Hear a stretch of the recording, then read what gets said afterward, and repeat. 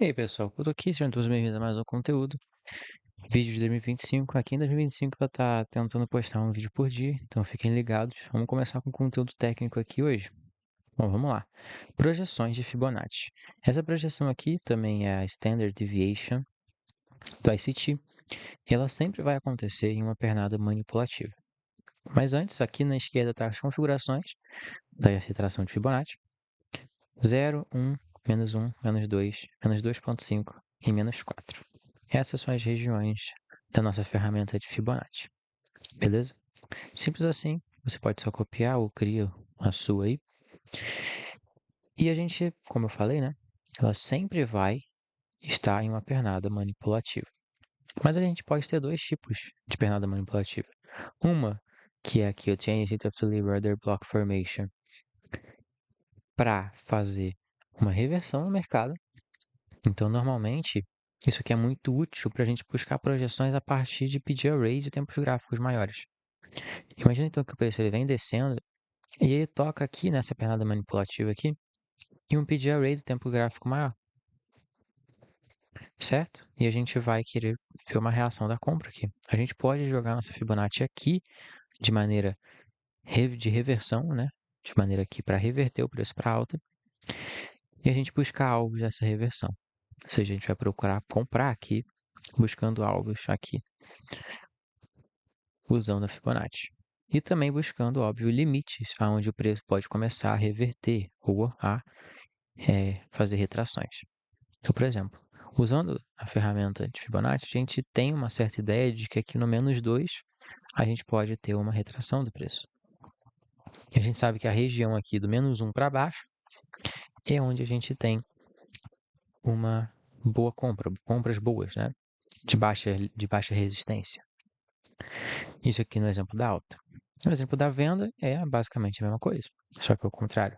Normalmente o preço ele vai dar essa perna manipulativa, tocar no order block, no Fair Value Gap, em algum PGRE tempo gráfico maior e começar a descer. E aqui a gente pode jogar a nossa ferramenta de Fibonacci para buscar possíveis alvos e possíveis pontos de retração. Beleza? Então esse é a primeira maneira. Nossa pernada manipulativa sempre vai estar capturando uma liquidez de um topo ou fundo anterior e fazendo uma quebra de estrutura. Ok? Essa é a dica que eu tenho para passar para vocês. No caso, a quebra de estrutura é o Change State of Delivery, o que forma um order block. E sempre vai estar capturando o topo ou fundo anterior aqui. Beleza? Show de bola, pessoal. Aqui na direita eu tenho as de continuidade, continuação, que também fazem a mesma coisa. Elas capturam um ponto anterior de liquidez e quebram a estrutura. Porém, aqui nesse caso, às vezes elas não tocam necessariamente em PD arrays que são de reversão, que a gente procura buscar uma reversão, mas sim dão continuidade numa estrutura daquele mesmo tempo gráfico. Então, por exemplo, eu tenho aqui um exemplo de alta, a formação de um breaker block. Ou seja, você percebe como ele tem essa estrutura de alta aqui, que faz esse 1, 2, 3 de alta, que deixa um fundo maior do que o anterior e um topo maior do que o anterior. Mas aí, então, o preço ele vem e manipula o fundo anterior e quebra a máxima, na tendência de alta. Isso aqui forma uma perna manipulativa, o nosso order block, nossa breaker block de continuidade, que fica aqui em cima, né? Nossa região de breaker, que o preço tende a voltar a se ancorar aqui para dar continuidade. Essa é a nossa breaker. E nessa pernada manipulativa aqui, toda, que a gente pode jogar a nossa ferramenta de Fibonacci e buscar os alvos. Pegar compras abaixo desse ponto de menos 1 aqui. Perfeito? E aqui no caso da venda, a gente tem a mesma coisa, dando continuidade na estrutura. Porém, né, ele faz aqui, olha só, um topo mais baixo que o anterior aqui. Logo em seguida vem um outro topo que captura esse topo anterior e volta e quebra o fundo anterior aqui. Dando origem, né, nossa região de break, que vai se dar aqui abaixo. Onde o preço também tende a voltar a se ancorar aqui nesse ponto para dar continuidade na tendência. Então aqui a gente pode jogar nossa Fibonacci também, dando continuidade a esse movimento todo da venda, pegando a possibilidade de venda acima da -1 e com alvos aqui em -2, -2,5 ou então até lá em -4. Fazendo uma ordem hipotética aqui, digamos que isso aqui seja uma estrutura do tempo gráfico maior, a gente vai esperar o preço voltar aqui, ele voltando aqui na briga, a gente desce o tempo gráfico e pega uma operação de venda mais ou menos aqui, por exemplo. Nosso top loss vai ser aqui em cima e a gente vai poder jogar os nossos alvos aqui na -2, por exemplo. E assim a gente tem uma operação bem embasada. Beleza? Então vamos para o próximo exemplo aqui, próxima coisa que eu tenho a falar com vocês. Bom, nesse exemplo aqui, pessoal, percebam como que a gente tem esses topos aqui que formam, né, nossa liquidez. Olha só quanta liquidez a gente tem aqui, quantos topos de liquidez a gente tem aqui nesse movimento circular assim, vários topos destacados.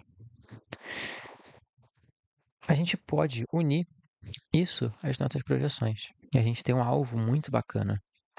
Normalmente eles vão aparecer dentro da região de -2 e -2,5.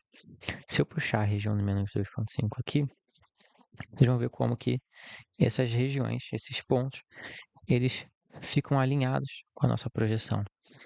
E o que acontece é, a gente tem a capacidade, né, de pegar operações de compra aqui e jogar os nossos alvos aqui, nesse ponto. Ou seja, a gente está meio que alinhando uma coisa com a outra. A gente está alinhando a nossa expectativa do preço subir capturar essa liquidez com a região no qual essa liquidez está. Então eu já vou meio que descartar esses outros pontos aqui como alvos e eu vou focar em pegar um alvo mais longo. Eu vou aproveitar mais a minha operação, aproveitar mais o meu risco-retorno, colocando os alvos aqui em cima, já sabendo que o preço tem motivo para subir para lá. Isso num cenário de reversão. Em um cenário de venda, isso é a mesma coisa, só que invertida. Para fazer isso é só eu fazer isso aqui e pronto, vocês têm um cenário da venda aqui, os fundos agora destacados aqui dentro da região de 2 e 2,5 e o preço fazendo a sua movimentação de baixa até esses pontos e a gente tendo a capacidade de colocar o nosso alvo aqui. Beleza? E aqui o nosso próximo exemplo, antes de a gente ir para os gráficos, é a parte de você estar esperando uma retração. Aqui eu tenho uma Fair Value Gap representada como sendo vista num tempo gráfico menor.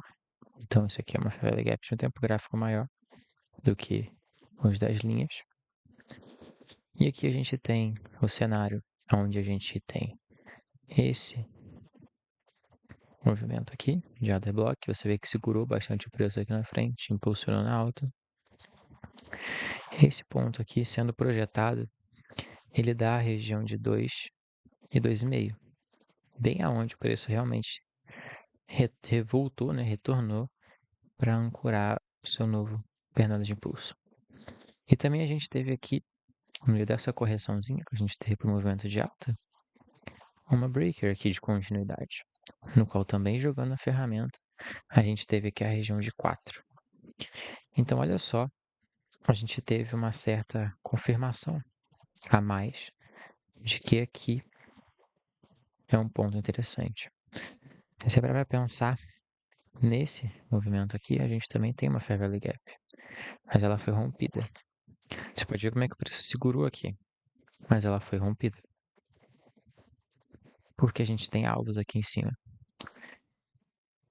Então a gente vai procurar operações no meio desses alvos. Nesse caso, a gente poderia ter simplesmente colocado uma região de 50% nessa Fair Value Gap. E essa seria então o nosso ponto mais específico, porque ela está no meio aqui de todas as projeções, né? Ela está mais para o meio. E é 50% de uma Fair Value Gap tempo gráfico maior.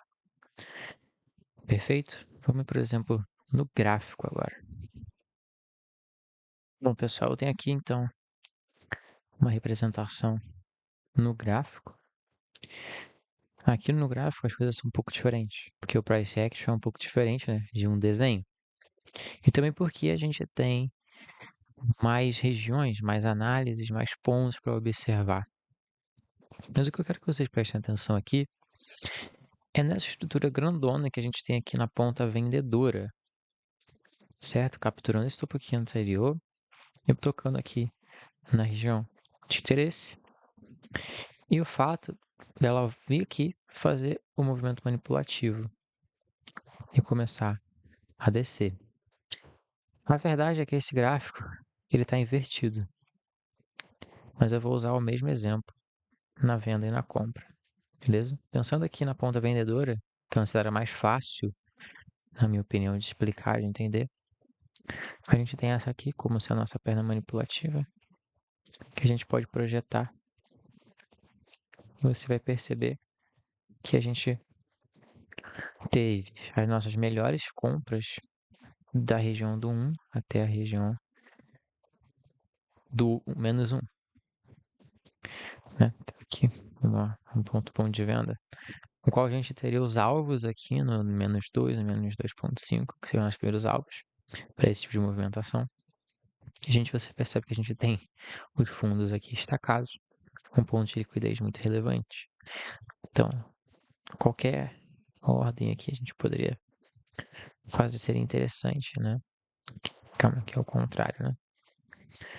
Colocando assim, stop aqui e os alvos para cá, para baixo. Certo. E a gente percebe essa região aqui de liquidity void, de volume imbalance, na verdade, de volume imbalance, dando aqui também na região com 4, ó, da projeção de 4. Então a gente sabe que dentro dessa região aqui é meio que um limite para o preço, onde a gente pode procurar operações de reversão. Beleza? Eu vou inverter isso aqui agora de novo. E isso aqui é um cenário de compra, tá? Na verdade. E aqui em cima é uma venda. E agora, a gente está tendo o cenário meio que ao contrário aqui, porque o preço está querendo descer, né? Então a gente pode muito bem só puxar uma pernada aqui. Tá? Aqui nesse caso, percebe como é que a gente teve um fechamento aqui? Isso aqui foi bem inútil, né? Tipo, teve uma pernadinha minúscula. A gente pode só... Eu vou puxar aqui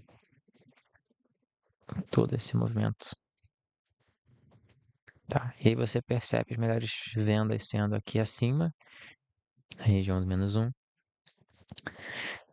Por isso aqui ele rompeu esse order block aqui, né? Que é o order block da compra, por sinal. Tá rompendo essa fair value gap aqui. Possivelmente ele vai vir buscar essa região do menos 4. Beleza? E o ponto que ele pode acabar travando é nessa fair value gapzinha aqui. Mas percebam como que é efetivo, né? Essa parada. Se a gente procurar então aqui um exemplo de continuidade, vou ver se eu acho aqui. Eu não separei, né, um exemplo, mas a gente tem aqui desse fundo aqui. Esse movimento de venda aqui, que veio aqui até aqui embaixo, né, é um movimento manipulativo. Ah, não, mas só depois, né? Que rompeu aqui para baixo, depois subiu, mas não fechou o corpo. Então eu não vou considerar. A gente não tem, né? Então, na venda aqui a gente tem, né, todo esse movimento de alta aqui, ó, voltou acima desse topo que tinha rompido no fundo. Então, isso aqui tudo pode ser considerado para a gente movimento manipulativo. Quando a gente tem movimentos muito grandes assim, o que a gente pode fazer? A gente pode pegar no corpo dos candles, tá? Que a gente vai ter mais precisão. Você vê realmente que o alvo, se a gente vai pegar uma venda aqui acima da região do menos 1, os alvos aqui interessantes, sendo na região do menos 2, menos 5.